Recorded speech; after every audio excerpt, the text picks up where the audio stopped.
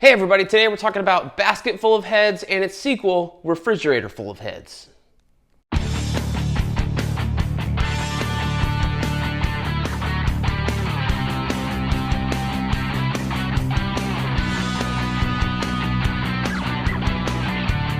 everybody, welcome back to BK's Bullets. As always, I'm your host, Brent, and today we're talking about two books, Basket Full of Heads and Refrigerator Full of Heads.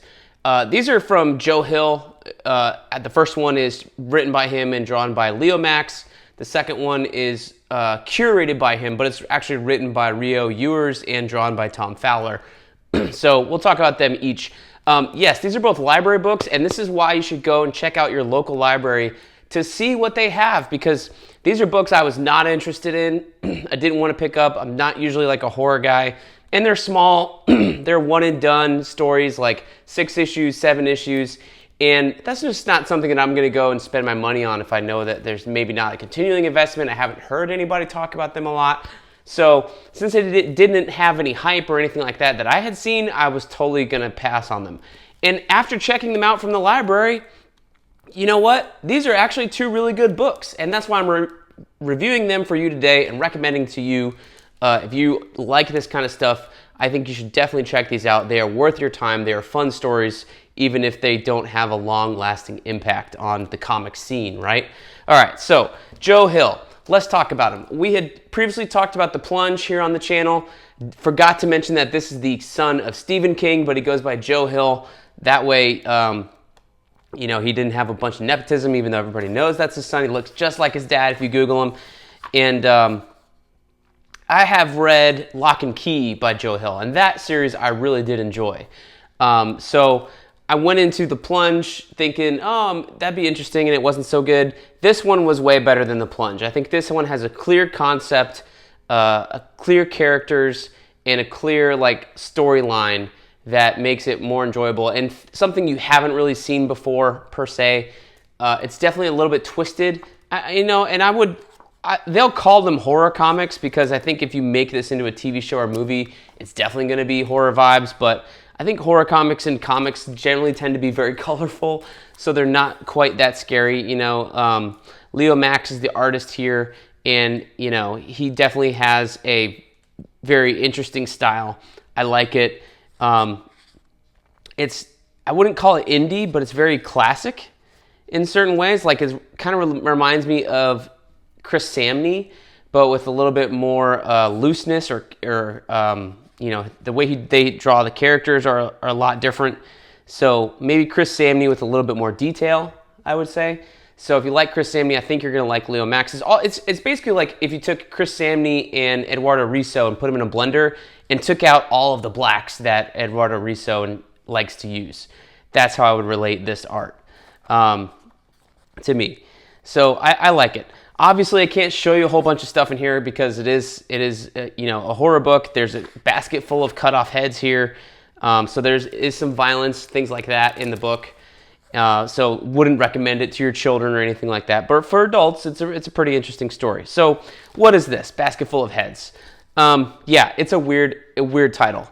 Basically, it's a story of a girl who goes to visit a town, gets mixed up in some town drama with her boyfriend, and ends up finding an axe that can chop off people's heads, arms, limbs, or whatever, and they will continue to live. So imagine if this thing's like a lightsaber, but somehow if you get your head chopped off, you're basically stop bleeding, but you also still have your brain and mouth working and stuff like that. So it's kooky. It's like Evil Dead kind of thing, like that kind of humor, I guess. In terms of the concept, not in the story.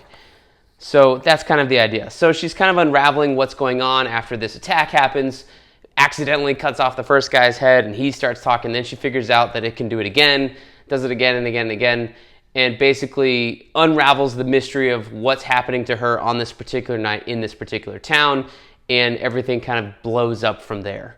So it's a fun, quaint little story. You could call this one and done. So I really liked this one. I thought it was good.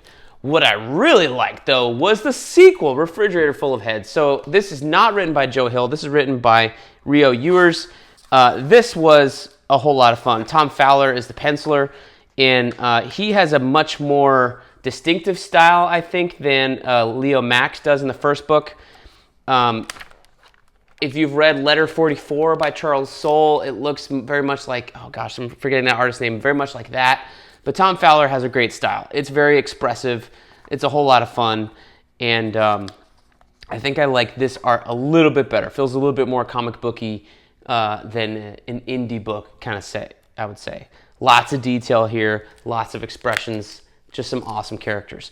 So what Refrigerator Full of Heads does is it takes Basketful of Heads and it expands the mythology behind the axe, basically. The axe is a part of a set. There's 4 other weapons from the Norwegian times that kind of all do different things. Where are they from? What do they do? And somehow they all end up back in the same town in northern Maine. And basically takes place like 8 months after Basketful of Heads. So you have the main character coming back from Basketful of Heads, June, and she's kind of dragged back into the story by way of a biker gang and some FBI agents and some DOD agents and things like that. So you kind of expand the mythology a little bit. But it does give you a pretty good ending, I felt like. I really did like the ending to this one. I'm not going to spoil it, but it really did feel like this is kind of the end, even though there's a little bit of a teaser at the end of how maybe we could have a third book in this series. But this one just takes the idea of stuff remaining alive after it being cut off and just kind of expands it to its wildest imagination. So imagine a predator's head who you wouldn't want to be near in the first place, getting chopped off and remaining alive, that kind of thing. Or what does a weird belt do to you, some sort of transformative power, of these other artifacts. So that is a whole lot of fun. So you have a refrigerator full of heads because it fits more than 3, you know what I mean? There's a whole lot of people who get their head chopped off with the same axe in this one, but it's a whole lot of fun. So I really, really like this one also. So if you read Basketful of Heads and you like it, seek out Refrigerator Full of Heads. It's just as good, if not better. I'm really surprised, actually, that Rio Ewers had such a great idea and expand the mythology on Basketful of Heads, what seems like such a one-and-done kind of weird, quirky story. Like that, Basketful of Heads could totally be like an episode of The Twilight Zone or just a 2-hour film, something like that. And Refrigerator Full of Heads makes it seem like you could expand this into a whole series with these misadventures of these weapons. So I really like these. I think they're good. So yeah, thankful for the library. I stumbled on something I didn't normally want to buy, but that is the advantage of checking out your local library. So this is the end of my current library series. I'm out of books. So we'll go back to reading stuff on the shelf behind me in the next episode. But until then, we'll see you guys in the funny pages.